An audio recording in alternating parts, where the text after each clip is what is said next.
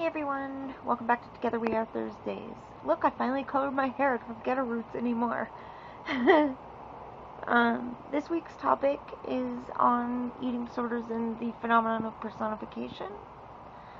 Why people do it, what is the clinical perspective on this, is it positive or negative, how we each personify our ED if we do so. Most people give it a gender and a name.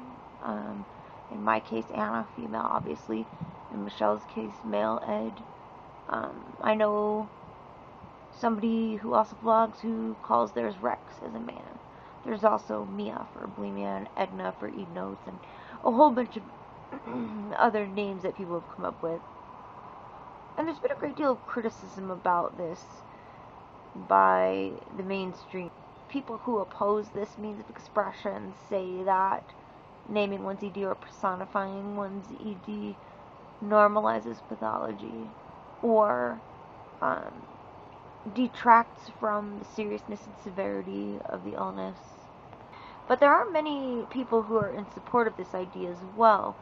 Most notably in recovery therapy, a lot of therapists will encourage patients to personify their ED because it helps them to separate self from pathology. Most people experience their ED as the presence of some voice within, some entity other than self,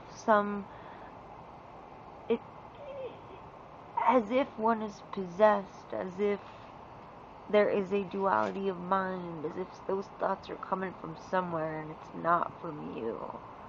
So personification is actually very common, if not ubiquitous. Even if one does not name or genderize their ED, it is very common for them to acknowledge the ED voice as apart from one's own mental voice. We also see in many recovery books, Life with Ed, Divorcing Ed. For some reason, the male names are much more socially and clinically acceptable. And this is probably because of the controversy regarding the Paran movement, in which Anna and Mia have been demonized.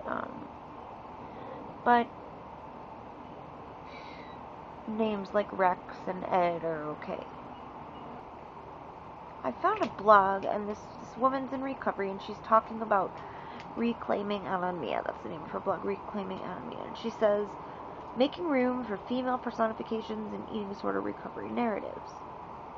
In recovery from eating disorders, it is useful to think and talk about the eating disorder as a separate being. People in recovery are often reluctant to voice female personifications of EDs, lest they be mistakenly lumped in with the pro-ED movement.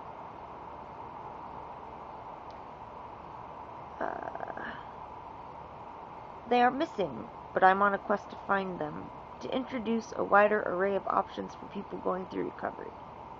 If you experience your ED as female, I hope you will share a bit of your journey with her as a story, a letter, a poem, or whatever fits right to you. It need not be Anna or Mia. Some of my favorite alternatives have been Eddie and Edna, but whatever you call her is welcome. I hope ultimately to create a book for others in recovery and reclaim the metaphors from the pro-ED camp.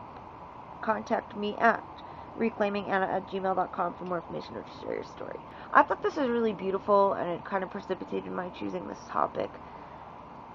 I do not like the fact that terms which were once conventional in therapy and recovery have been so demonized.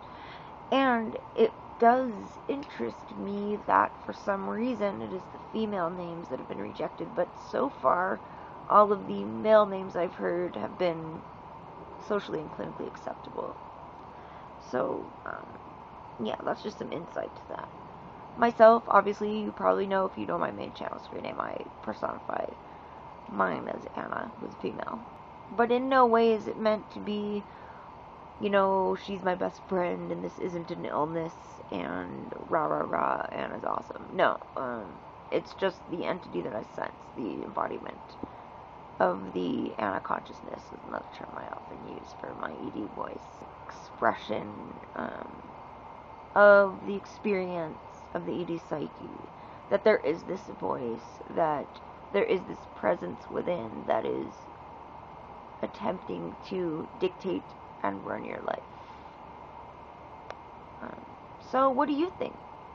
What do you conceive of in regards to your own ED? Do you personify your eating disorder? If so, what do you call it? And what gender do you sense it to be, if the two aren't self-explanatory? So the question of the week comes from a request I received on my personal channel, which was share about yummy recipes. So I made the question of the week for each of us to share one thing that we love to make. For me, vegetarian chili.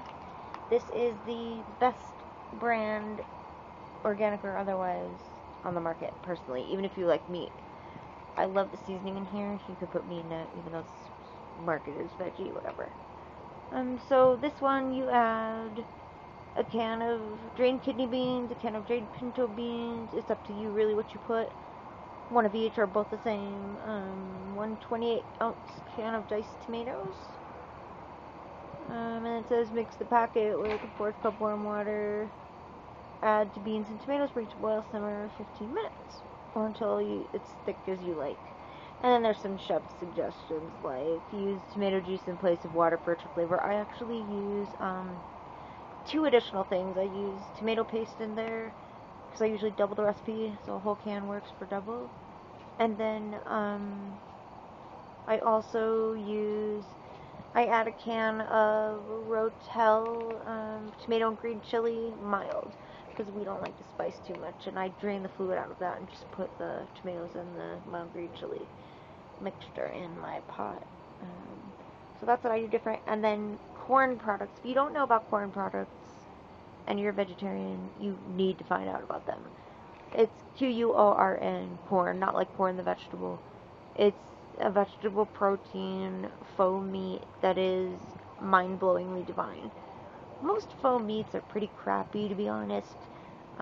Getting the texture and flavor right is extremely difficult to do, but corn has done it. I am absolutely blown away.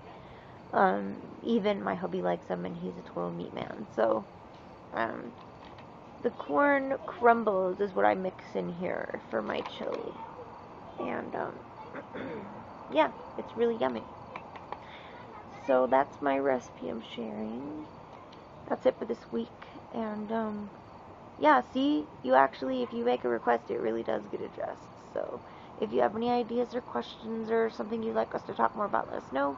If we don't know the answer, we will research it. You are not alone, and we're here for you always. Much love and be well, precious ones. See you next week. Bye, guys.